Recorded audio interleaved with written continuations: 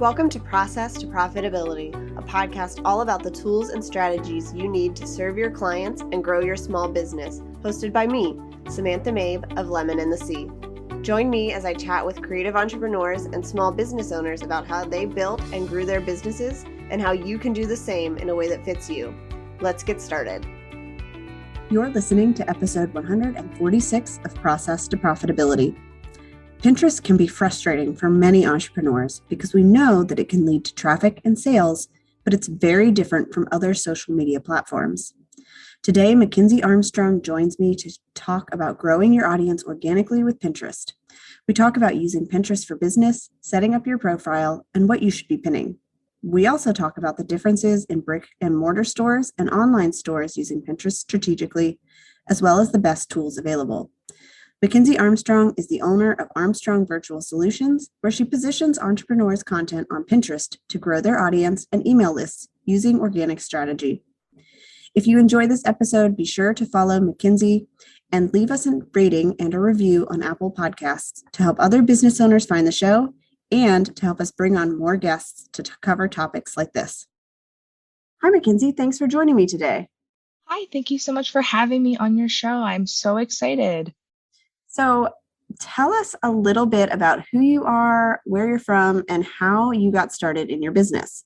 Perfect. All right. So I am Mackenzie Armstrong. I am the founder of Armstrong Virtual Solutions, and I focus on helping people with their Pinterest. I empower podcasters to populate their courses using Pinterest. So I help podcasters and bloggers really generate and grow their audience using the organic growth on Pinterest. So a little bit of background on me is I, in a previous life, was a teacher, an elementary ed teacher, and decided that I wanted to stay home with my little ones, and jumped into freelancing and never looked back. And that was about 3 years ago. Awesome. I love how many teachers find their way into the entrepreneur space. I think teaching is a hard job, but you learn so many different skills that can be useful when you're dealing with clients and balancing all the things that come with a business. For sure. I definitely think that teaching really helped my management or time management and just management in general skills, just because juggling, 30 kids in a classroom is definitely a lot more difficult. So yes.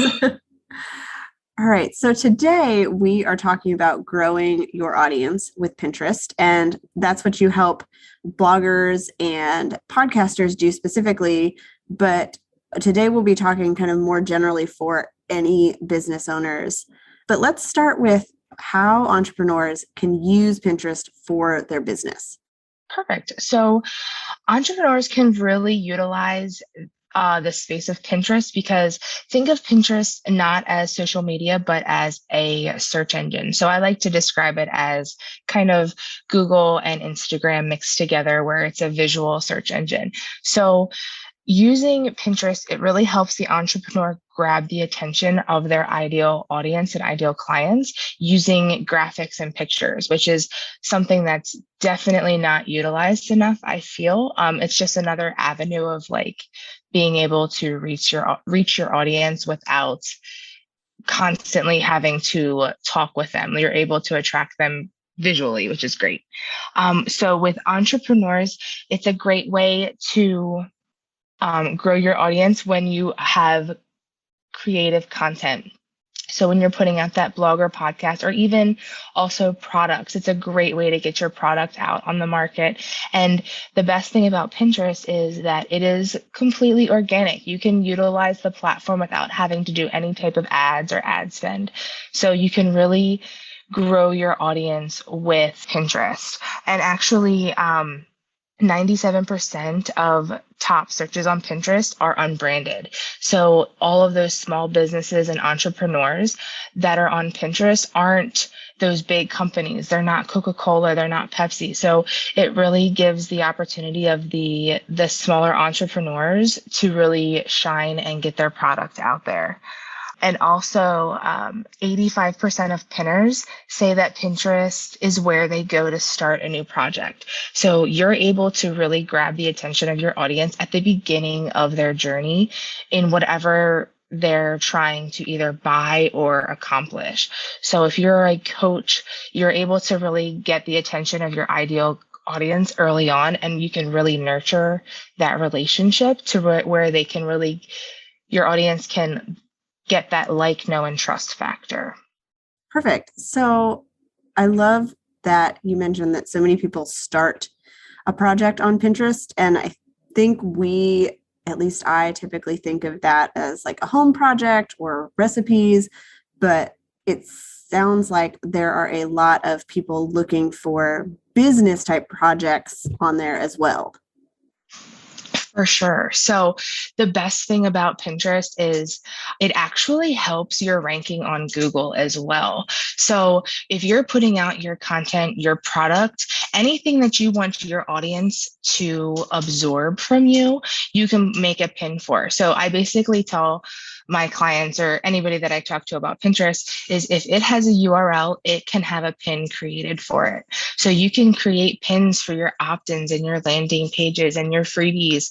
You can create pins that lead back to your website, to products or testimonials, to where you can really nurture your audience. So Pinterest is fantastic for any person or any client or any business within that journey. So from start to finish, you can really absorb a greater audience and reach that audience in different times of their client journey or buying journey. So you mentioned that you can use Pinterest without ad spend, and I know you help people do that organically. Do you find that it's pretty successful with just the organic stuff and it's not something we have to worry about using our ad dollars and our ad brain for? For sure. So I recommend that anybody who is even thinking about doing ads to make sure that they have a solid foundation for their organic strategy in place. So I don't recommend any type of ads to any business until they have a solid foundation of Pinterest and a solid audience, because I think that if you're going to put out money for ads, you want to make sure that you have all the information and all the data that you need on your audience to really make your ad spend go as far as possible. So I think that, yes, I personally like to use Pinterest organically and for my clients as well. I don't really recommend doing ads often unless they're really adamant about it, because I think that the organic feature of Pinterest is so powerful that ads aren't needed. But that's not saying that ads aren't also a great thing to utilize as well. I just think that organic strategy needs to be in place. And then the good thing about Pinterest ads are that they are so much cheaper and go a whole lot farther. Your dollar goes a whole lot farther with Pinterest versus Instagram and Facebook. That's awesome to know. So let's transition into talking about getting that organic traffic set up. And I know a big part of that is getting the profile in place. And I think this is something everyone struggles with, no matter the social media platform we're on. But how can we set up our Pinterest profile to attract some of our dream clients? Perfect. So what I try to tell my clients is that when you're thinking about your client, I want them to think about the keywords or the terminology that they use when they're speaking about your product or about the niche that you're working in. Because with Pinterest is ultimately a search engine. So you want to make sure that your keywords, your SEO factor is very strong, because that's how people are going to find you. And I really kind of hone in with my clients that I want you to get in the mindset of your client, what you think your keywords are and how you talk about your niche and your content may not be what your actual audience is, that terminology that your audience is using. So you really want to make sure that you're in the mindset of your audience and using their keywords that they're using, not necessarily the keywords that you use specifically within your business. Perfect. So can you just give us a quick maybe idea of the places that we should be using those keywords to make sure we're not missing any major parts of a profile? For sure. So you definitely want to make sure. So think of when you're using Pinterest and in the back end of your Pinterest account, any text is searchable. So your profile description is searchable. All of your pins are searchable. All of your titles are searchable for your pins, as well as all of your boards and their board titles.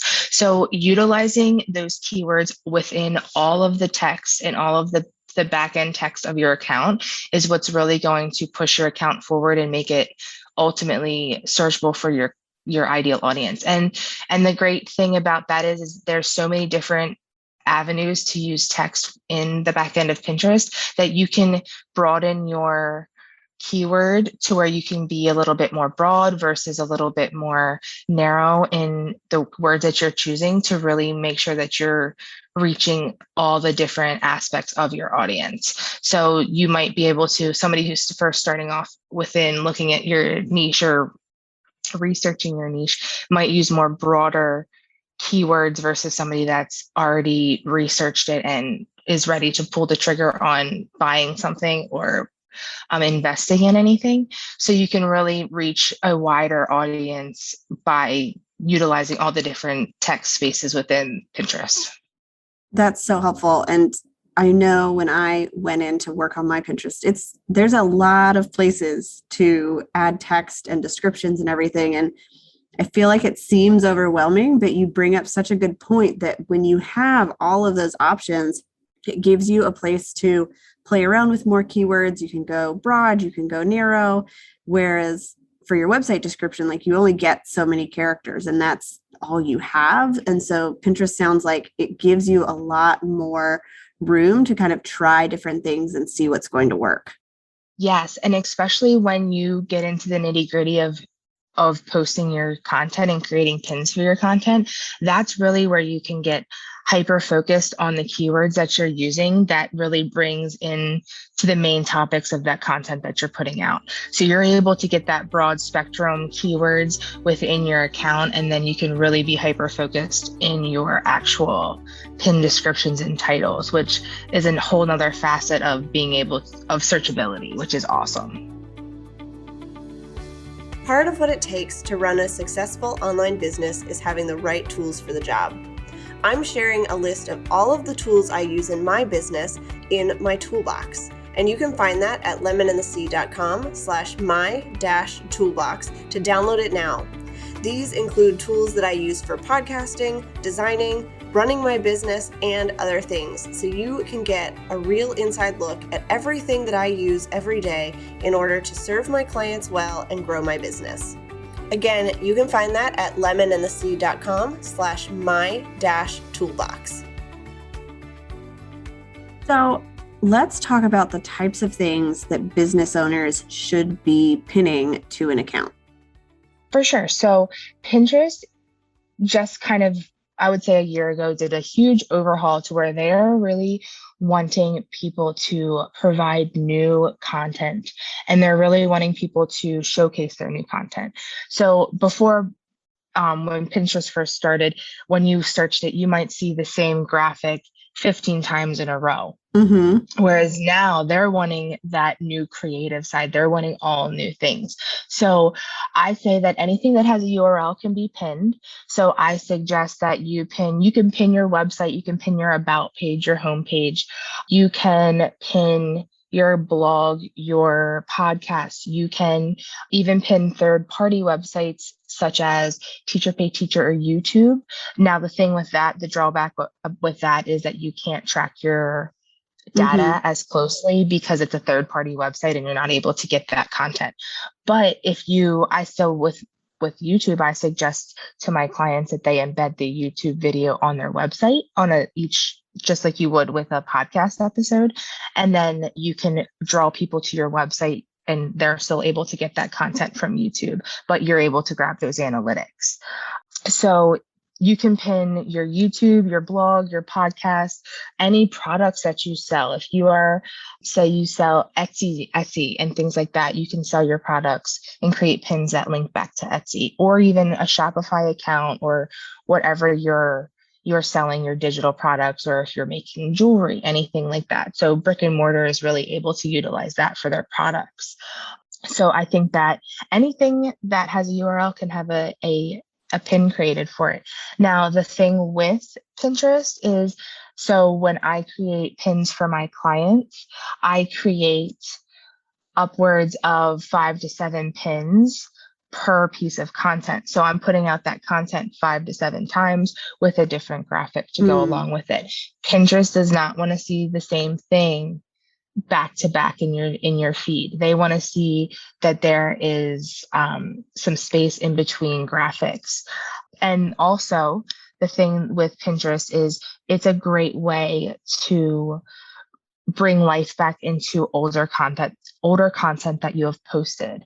So if you had a post or a blog post or a podcast that went viral, or a product that went viral 2 years ago, throw some new graphics on there and send that pin back out and breathe life back into that product. Because the thing with Pinterest is, with Facebook and Instagram, your post or your product might only last on somebody's feed for upwards of maybe 48 hours, depending on how much traction it gets. Whereas with Pinterest, it's searchable, it's archived. So you can go ahead and still utilize things that have been posted 2017, 2010, things like that. So think about if you ever search on Pinterest for a recipe, you might pull a recipe up that was posted in 2015, but you're still able to get traction to that post because of your keywords and putting out new graphics for it.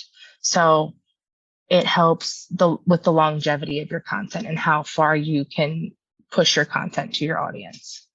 That is so helpful. And I think it's a good tip to remind people to create different pins for their content. So you said, you do 5 to 7 for each piece of content. And so many of us are just doing like 1 or maybe 2, and we put it out there and we just do that. And so knowing that Pinterest really wants new graphics and new images, it's really helpful, and to just kind of make that a part of our process so that we are not having to go back and figure all that out later.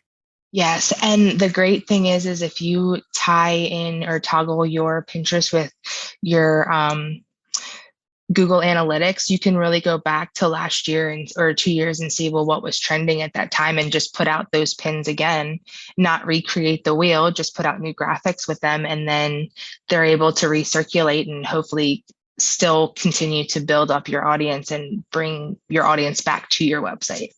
Perfect. So do you have any tips on balancing how much we post of our own stuff versus pinning things that other people have created? Like, what does that look like in a successful Pinterest strategy? For sure. So when Pinterest first came out, there was the 20-80 rule, where you're posting 20% of your content and 80% of other people's content. That has completely flipped. And I recommend doing a 90-10 or a 95-5%. So like, I will put out for my clients, I'll put out a fresh pin manually on Pinterest each day. And then I'll use a third-party scheduler to repost older content. And then I might, within 5 to 10 of those a day, there might be one other person's content in there. But that's like, I completely vet that person has content that my audience is going to really want to see, and that it's valuable content. I don't want to put anything that's not ideal for my audience or my client's audience on my Pinterest or on their Pinterest page. Okay, that is so helpful. And I think it's a different way of thinking about it that I'm not up to date on Pinterest, which is why you're here. But to know that we should be pinning mostly our stuff, and the things that we do pin from other people, it shouldn't just be to like hit those numbers. We should be strategic in it. We should make sure that it works, that it's helpful for our audience, instead of just trying to hit like so many pins from different people to make Pinterest happy. Yes. And the thing with Pinterest is their new AI that they have adopted this past year is it really is hyper focused on what you are doing as an individual. So it's not going to compare you to Sally down the street and what they're doing. So what Pinterest wants you to do is it wants you to be consistent, and whatever your consistency is fine. Don't try to push out a whole bunch of content and it overwhelm you. So if you're putting out one new product a month, or I recommend one new piece of content a week, if whatever feels good to you and whatever you're able to put out and confidently put out, then that's what you stick with. So once you start your strategy on Pinterest, the AI will start to learn with what you're doing and then expect that. And then once you've become stable in that strategy, then that's when it's going to really start to push your content to your ideal audience, because it knows what you're doing. Now, say you decide to either add an extra blog post or something, or add or take away a product that next month, that's fine. You may see a dip in your analytics, but that's just the Pinterest computers kind of figuring out what you're doing, so it knows what's your stability and how to put out your content. Okay, that is so helpful. And just getting that peek behind the scenes of what they're looking for makes it so much easier to know kind of how to set up our strategy. And it's a relief almost to know that we don't have to be pinning, 10 different things a day. It's really more about being consistent and creating a schedule that works for us, instead of feeling like we have to be there all the time doing everything. For sure. And just know that Pinterest is learning from you. It's kind of creepy to think about, I'm not going to lie, but but they really kind of take into account what you're doing. And then when you've shown that, then they're like all for you putting out your fresh content, because they are super focused on getting new content to their Pinterest users. That's their main focus right now. And utilizing all the different aspects of Pinterest versus such as the different types of pins and things like that. Okay. So can you talk just really quickly about the different types of pins and if we should be doing all of them? For sure. So there's three main pins. So there's your standard pin, there is a video pin, and there are idea pins. Now there are carousel pins, but I feel have kind of been phased out. I haven't heard much about them in Pinterest communities. And I also feel that they are going to start phasing out the video pins and just have you create a video pin using the idea pin platform. So ultimately, I suggest, as of right now, with how everything's going with Pinterest, that you utilize your standard pin. And I recommend one standard pin a day. And that's a new graphic going out. A video pin a week, if not two a week would be great. And then at least one idea pin a week, if not more. And they're really, really pushing idea pins. Now, idea pins have a different viewing with Pinterest. So basically a standard pin and a video pin will take you back to your website or wherever it's pinning to.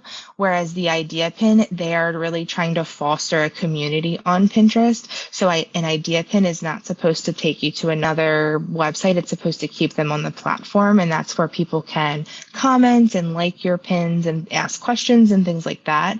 And you can start to get that community feeling like you do on Facebook with the engagement and things like that. So they're kind of trying to get their feelers out there to some form of social media aspect, but really it's really trying to keep the people on Pinterest. So, and you want to be strategic with how you're pinning your idea pins in relation to your static pins. Because I always try to have it to where the idea pin, since it doesn't link back to anything, that those standard pins are kind of right there. So that way people don't have to scroll too far to find the content that's actually on your idea pin.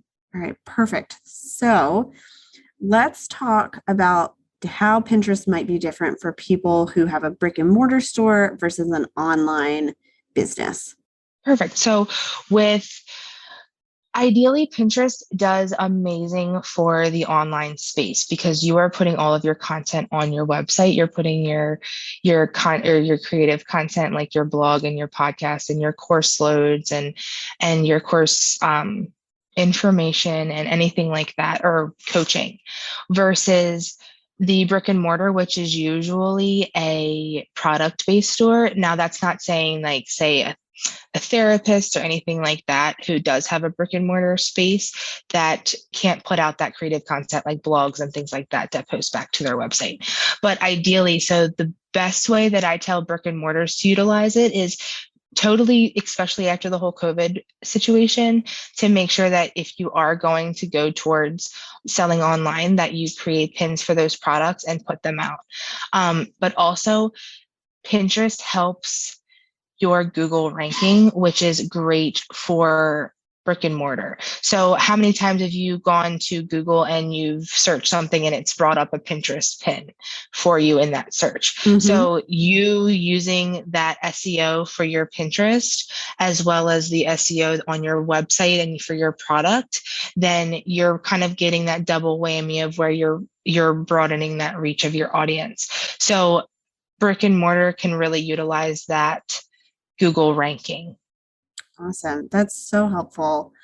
I think all of these things have been really helpful. Do you recommend any tools for using Pinterest effectively in all of these different, things that we are trying to set up as our strategy? For sure. So ideally, so before I would do any third-party tool, just to make sure that you're utilizing the Pinterest platform. Pinterest wants you to use it. So make sure that you're creating pins in Pinterest and you're uploading your pins to Pinterest and doing that manual aspect of pinning, because that's really going to set you above other people when they're pinning, because Pinterest is going to put you above those who are just using a third-party scheduler. Now, with things like if I'm repinning past content, because you can repin those older graphics, but you just don't want to do them like back to back. So with that, I recommend using Tailwind. That is the third-party scheduler that I've had the most luck with. There are other schedulers out there. I just don't have as much use with them. But Tailwind, it is an extra cost, but it definitely helps you automate your Pinterest to where you can work on your Pinterest, and only for a month you could do maybe devote like 3 to 4 hours and you would be fine for that month of Pinterest pinning. So it really helps you streamline your pinning and automate your older pins that have already gone out. So I would just recommend Tailwind. And also Canva, I recommend, because Canva has a free option if you're still DIYing it and kind of in the beginning stages of your Pinterest journey, that you're able to create aesthetically pleasing graphics within Canva, and they have different sizing and things like that you can utilize within there. Awesome. And I was going to ask about creating graphics, because I think I've seen in Tailwind they have something to create graphics, and so it's good to know Canva is going to work just fine for you. Yes, and I think Canva is a little bit more user-friendly than Tailwind is for creating graphics. Okay, so it sounds like, so we should be pinning like once a day a new pin that we've created, something that is different than everything else, and then we can also go back and schedule out some of those older pins. What mistakes do you see when it comes to business owners who are using Pinterest, and things that they might, not get as much traction from? They might not be able to grow as quickly. So I would suggest, my one thing is that when you are creating pins, and say you are creating those 5 to 10 graphics for that one piece of content, make sure that you utilize that title space for your pin, because you don't have to make it the same title over and over and over again. Utilize that your keyword research, and then you can really test which keywords are doing well with your audience. So say you repeat the same keyword in 7 different pieces of content, you're able to see that, okay, so this word really, really jives well with my audience, and maybe this keyword doesn't. So let's eliminate that. But really utilize that avenue or that real estate for keywords for your title. Make sure that your titles are different for each one, and it doesn't have to be completely different, but switch up your phrases and things like that, because Pinterest is really looking for keywords and also key phrases. So make sure that you're thinking about that. All right, perfect. This has been so helpful, and I think just the updates on how Pinterest is thinking can really help people feel less overwhelmed. It's less work than we might think it is, as far as, being on there all the time where Pinterest wanted us to be in the past. And so it sounds like this is a great way to take a little bit of time, think about your audience and your keywords, and grow organically without feeling like you are just overwhelmed with another thing on your to-do list. Yes. And remember, Pinterest is free, so you don't have to, it's not going to break the bank. And once you get your footing in it, it becomes very, very simple, and you're able to become more automated with it. And then it becomes less and less stressful for you. All right. So as we wrap up today, I always like to ask people if they could recommend one thing to a friend, what would it be? Like in terms of Pinterest wise, or in terms of anything wise? In terms of anything. Anything. Okay. So I would say that a good coffee mug is the best thing. And that's what I would recommend, because you can't get through your day without coffee. And who likes cold coffee unless it's an iced coffee? And I feel like there is a difference. I would just recommend that. And, kind of just let things go, so don't hold on to anything. So. All right. That's great advice on both counts. All right. So if people want to find and connect with you online and learn more about Pinterest and your services, where can they do that? Perfect. So you can find me at armstrongvirtualsolutions.com, and you can totally feel free to contact me through there. And also, I am on Facebook, so Armstrong Virtual Solutions Facebook page. And also, I have a freebie that I will have linked below that will be a quick little audit checklist for you to get your Pinterest, if you're DIYing it, get your Pinterest kind of set up and ready and optimized and ready to go, so you can start pinning without feeling overwhelmed. Awesome. I will link to all of that in the show notes, and you guys should definitely go and check out that audit checklist. I'm sure it's going to be really helpful if you are trying to figure out what your Pinterest strategy needs to be, and just check up on everything as you are diving into that. So thank you so much for joining me, Mackenzie. I am so glad you came on, and I think this is going to be a really helpful episode for so many people. Thank you so much for having me, and I am so excited to see everybody's journey on Pinterest. Thank you so much. Thanks for listening to Process to Profitability. Please take a minute to leave an honest review in iTunes so that I can help more small business owners and creative entrepreneurs find the show.